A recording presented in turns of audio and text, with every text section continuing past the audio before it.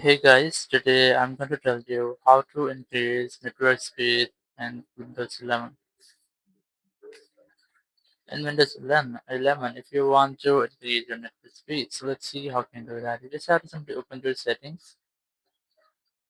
So in settings, the very first thing I recommend you have to try to reset your network settings to the network and internet. And here, just scroll down and just look for reset network settings option.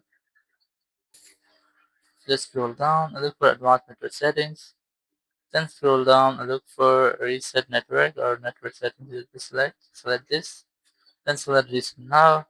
Then click on yes and it will reset all over your network settings. And once you have reset it, you just have to go back and here you have to go to search and just search for device manager. Just search for device manager.